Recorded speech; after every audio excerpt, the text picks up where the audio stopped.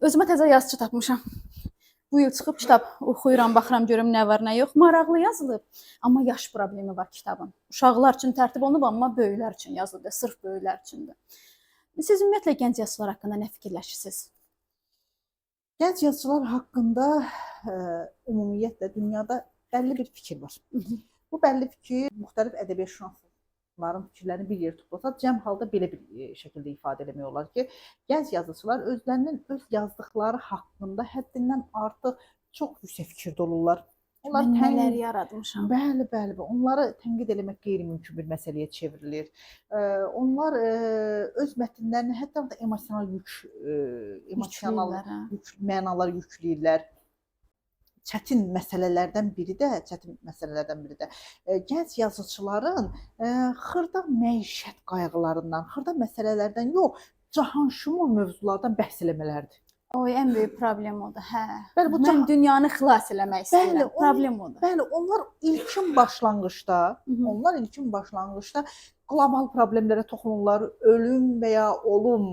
Şekspirin bəlkə də 50 yaşında qələmə aldığını 20 yaşında qələmə alır və olum və ya ölüm məsələsindən yola çıxaraq daha böyük məsələləri həll edəcəyini, daha böyük qlobal məqsədlərə çatacağını düşünürlər və burada da ən ümdə problemlərdən biri budur ki, bu qlobal problemi həll eləməyə gedərkən, mən də bundan çox ciddi şəkildə əziyyət çəkmişəm ilkin başlanğıçda, elə başa düşürdüm ki, ümumiyyətlə Dostoyevski və yaxud da Flaubert ya da Balzac nəinki çay içməyə, ümumiyyətlə mən onların oturduğu hansı bir kafeyə belə getmərəm. Çünki özüm haqqında o qədər yüksək fikirdəyəm ki, Flaubert yazmağı bacarmır. Onun yazdığım mən 2 dəqiqəyə qələm alıb 2 dəqiqəyə baxıram. Ondan mən də özüm çox əziyyət çəkmişəm. Və burada o qədər o cahanşumul mövzuların dalınca cəmi bir tapançı ilə yox, bir çoban çomağı ilə getməyə bənzəyir. Siz bir qalanı alacaqsınız, amma sizin üzərinizdə silahlar yoxdur. Və siz ona silahlarla təklif edə bilmirsiniz. Deyirsiniz ki, əzizim, qalanı alacaqsınız. Bəs onu nə ilə alacaqsan? Çomağıma nə olub? Çomağıma nə olub? Mən çomağıma nə olub? Bilsən mən bu çomaqla nələr eləyərəm? Dünyanı dağıdaram, dağı üstə qoyaram. Dağı üstə qoyaram. Və bu fikirlər bizə o qədər əziyyət verir ki, bir gənc yazıçı olaraq ki, o dönəmləri mən də gözümün qarşısına gətirim və düşünürəm ki, ilahi, mən artıq böyük bir cahanşumul əsər yaratmışam və bu zaman öz istedadıma o qədər güvənirəm ki, və bu güvənmədə mən istedadımın ki, hazırda bu dəqiqə Azərbaycan yazıçılar potensial olaraq demək olar ki, hamısı bundan əziyyət çəkirlər. Burada biz yalnız və yalnız istedadımızla yol gedə biləcəyimiz qət edirik. Mənim istedadım var. Bu istedad kifayət qədər qiymətləndirilmir. Bu insanlar mənə göstərişlər verirlər. Bu insanlar mənə get yazını təzədən işlə deyirlər və bu insanlar məni başa düşmürlər. Belə bir dəryanı, belə bir qızılı qiymətləndirəcək beyin onlarda yoxdur. Kütlə məni başa düşmür. Kütlə həmişə belə olub, onlar həmişə daşqalaq eləyiblər. Onların ucbatından kefli İskəndərlər içiblər.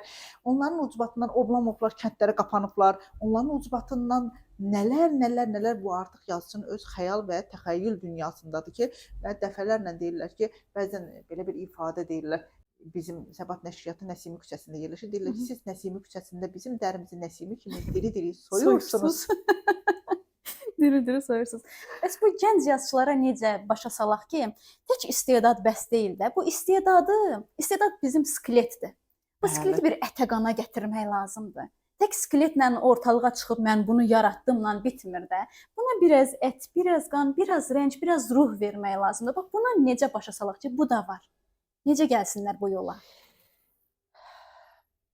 Uzun illər Sovet dövründə rejimin tələbi ilə yazıçıları yaradırdılar.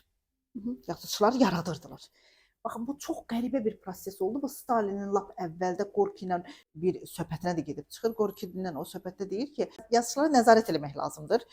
Gorki deyir ki, axı bu mümkün deyil. Yaradıcı insanlar külək kimidirlər, rüzgar kimidirlər. Onları necə nəzarət edəcəksən? Deyir ki, bu mümkündür. Mən yazıçılara nəzarəti təyin edəcəm. Stalin möhtəşəm dahi insanları repressiya yolu ilə aradan götürdükdən sonra yazıçıların yaradılmış yazıçı fiqurlar yaradılmaya başladı.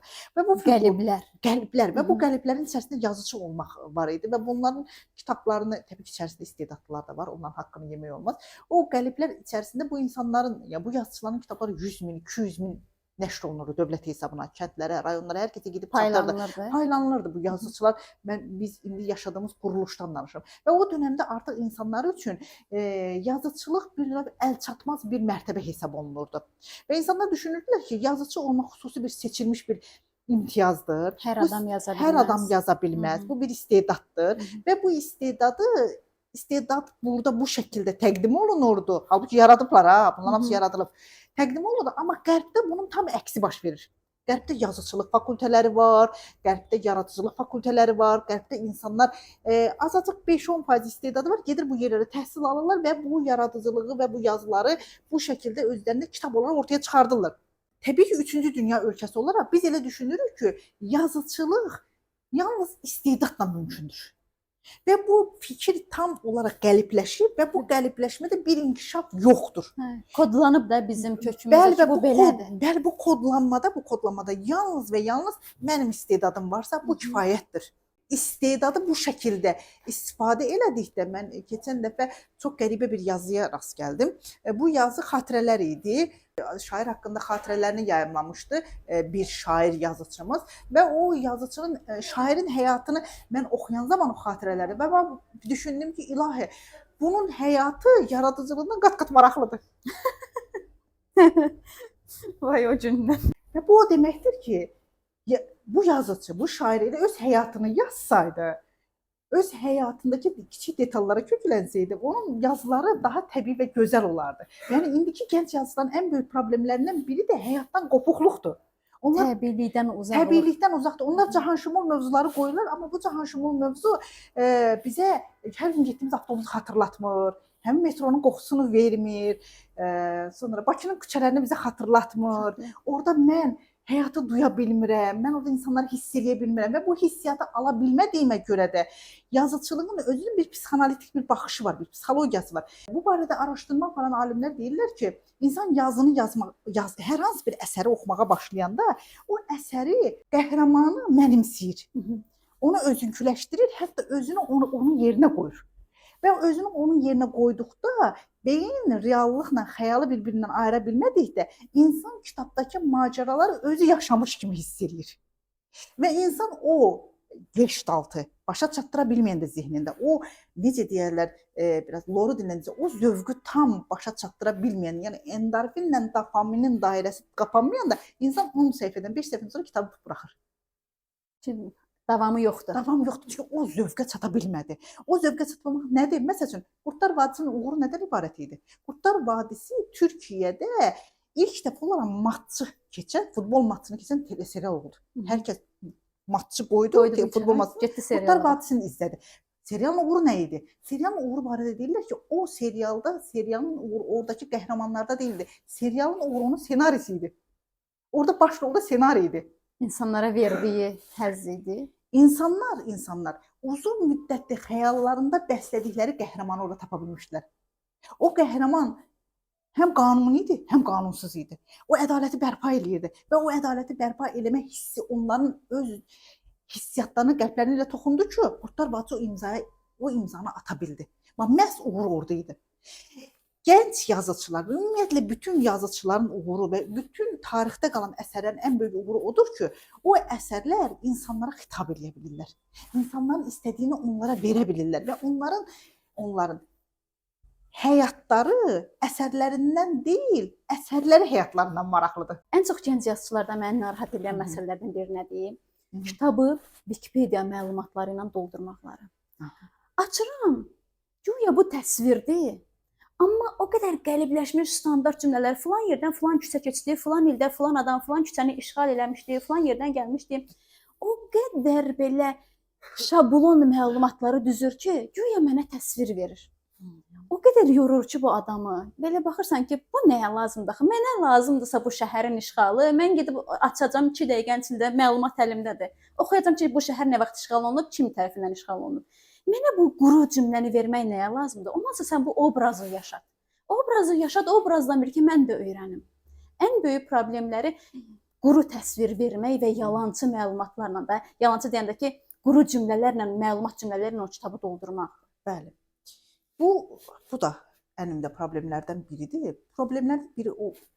Bir, Bunun ilkin səbəblərindən biri yazıçının mövzuya hakim olmamasıdır. Mövzuya hakim ola bilməyəndə istənilən şəkildə mətnin daxilində Wikipedia məlumatları daxil olacaq. Çünki səhifələr yazılmalıdır. Onun harda olacağını olmalıdır. Burada artıq yazıcı sadəcə olaraq yazana, type eləyənə çevrilir. Burada yazıcıdan söhbət getmir.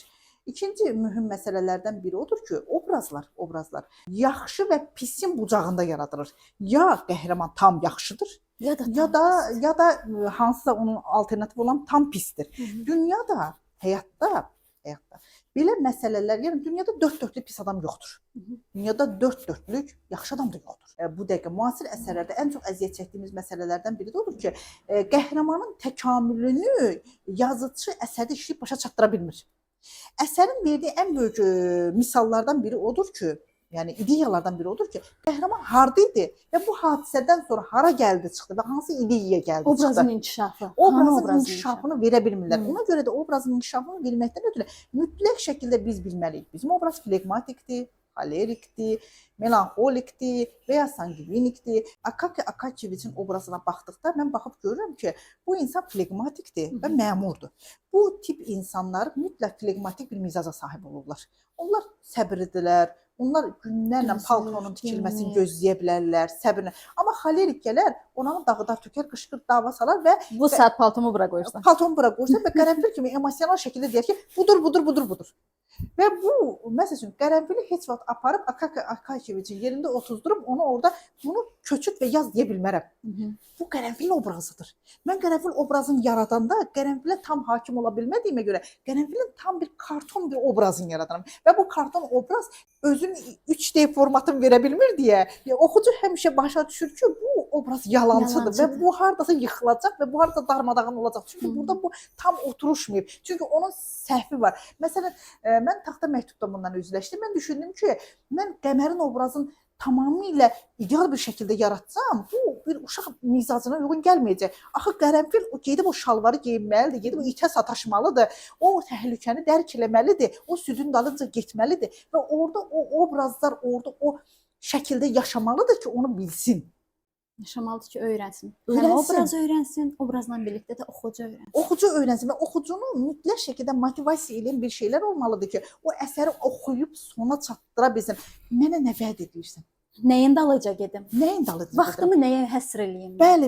Mütləq şəkildə oxucu yönümlü əsər yaratmaqdan ötürü əlimizdəki o qaya parçasından ki, o heykəli yaradacağıq, Michelangelo kimi, o Davud heykəlini yaradacağıq ya da hansısa bir heykəli yaradacağıq və sonra da Michelangelo kimi də biz deyəcəyik ki, yox, mən o sadəcə qaya parçasına bir şəkil verdim. Ondan ötürü mütləq şəkildə təhsil vacibdir. Bunu mən özüm də uzun illər sonra dərk etdim. Mən başa düşdüm ki, mənim müəyyən bir istedadım var, amma mən hansısa kitabları mütaliə etmədən, hansısa təlimlərə qoşulmadan sadəcə olaraq varam. Amma bu var olmanın kulisi bomboşdur. O qaya bizim istedadımızdır və biz ona istədiyimiz formada görünüş verə bilərik elə. Bəli, görünüş verə bilərəm, amma o görünüşü verməkdən ötürü mən mütləq hansı ülgülərlə işləməyimi, hansı texnikalarla işləməyimi, nələrlə eləməyimi bilməliyəm və mən başa düşməliyəm ki, yazıçılıq hobi deyil. Yazıcılıq ciddi bir peşədir və bu ciddi peşə ilə ciddi qayda qanunları və tələbləri ilə işləməliyəm. Necə ki mən psixoloq təhsil alıram, necə ki mən müəllim təhsil alıram, necə ki mən ədəbiyyatşünas təhsil alıram və təhsili almadan bu sahə ilə məşğul olmam və mən yazıçılığı kənara qoyuram. Bizdə Azərbaycanda bu şəkildə cəryan edir. Mən yazıçılıqla işdən gəlirəm, saat 12-dir, uşaqlar yatıb və otururam, bir 2 saat bir qaralama eləyim də. Bu nə çıxar? Bu bilirsiniz nəyə bənzəyir? Bu sadəcə olaraq, nə deyim? Bu sadəcə olaraq sevməməkdir. Əgər biz onu seviriksə, bunu bir peşəyə, bir məsələ kimi yiyələniriksə, mütləq şəkildə o qaya parçasının çəkicini, daşını, qoyacağım sexi, harda işləyəcəyimi mütləq şəkildə seçəcəm, düzəldəcəm və mən orada baxacağam ki, mənim yaratdığım Gerasim obrazı, mənim yaratdığım Mum obrazı, mənim yaratdığım Akaki obrazı, mənim yaratdığım və yaxud da ki 127-ci qəbirdəki Nüsrət obrazı. Bu Nüsrət kimdir? Hardan gəlib? Necə gəlib ki, bu qədər özünü dəyişə bilib, bu qədər belə bir qərarlara gəlib. Hətta ən böyük işin dalınca gedərkən belə onu ömrü boyu bəyənməyən atasının paltarını niyə geyindi? Müəlliflər nə olur olsun baş qəhrəmanların haqlı çıxardırlar. Bu burada bu səhv hərəkəti, pis hərəkət eləyibsə, bax uşaqlığında filan cür o yazıq uşağı nələr çəkib, ona görə gəlib bax bu pis hərəkət eləyib. O haqlıdır. Bax o problemə necə bir çıxış tapaq? Yazı, mətn əslində yazıçının ifşasıdır. Yazıçının qorxularının, yazıçının şeytanlarının, yazıçının şuuraltısının açıq şəkildə bütün insanlara nümayişidir. Və əgər yazıçı nə qədər qorxaqdırsa, yazıçı nə qədər risk eləməyəndirsə, onun mətni də o qədər qorxaq, o qədər ayaqları əsən, o qədər karton obrazlar olacaq. Bir növ hətta Amerikalı ədəbiyyatşünaslardan biri deyir ki, mənə bir 800 səhifəlik yazı gəldi və mənim bu barədə fikrimi bilmək istədi. Deyir, mən baxdım ki, bu 400 səhifə ilə gəldi 400-cü səhifədə bu bir iş adamı idi. Birdən qəfildən 400-cü səhifədə məlum oldu ki, bu iş adamı iflas eləyib, amma iflas eləməyin kökündə də bunun FSB-də, FTB-də işləməyə dururmuş. Əslində bu agent imiş. Təzədir mən bir 400-cü səhifədən sonra başladım bir agentin həyatını oxumağa. Təzə obraz öyrənirəm. Təzə obraz öyrəndim və təzə bu obraza deyir təzə alışmışdım. Bu agentin burada getməyin, haralarsa kəşf eləməni öyrəndikdən sonra bir qəfildən məlum oldu ki, əslində bu agent deyilmiş, bunu həyat yoldaşı üçün hamısını uydurubmuş. Ay Allah.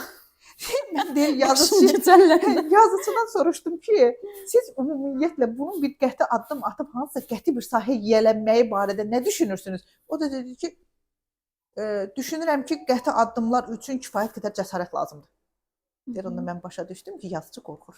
Yazıcı özü qorxur. Yazıcı özü qorxur. Ona görə də obraz qorxur. Bəli. Həmişə bir ayağın qaçaraq qoyur. Ayağın qaçaraq qoyur və yazıcı illa da haqlı çıxmaq istəyirsə, o mütləq şəkildə o obrazı haqlı çıxartmağa çalışacaq. Və bunun üçün yeganə yolu burada belədir. Əgər siz onun travmalarından və ya hansı hadisələrdən bu vəziyyətə gəlməyini yazmısınızsa, onun alternativ olan obrazını yaratmalısınız ki, travma həmişə eyni adam yaratmır. Bir travmanı iki fərqli obraza vermək. Bəli, mütləq şəkildə onu yazıcı oradan özü verməlidir və bir də mühüm bir məsələ. Yazıcı nə qədər öz mətnini müdafiə eləyirsə, mətn o qədər zəifdir.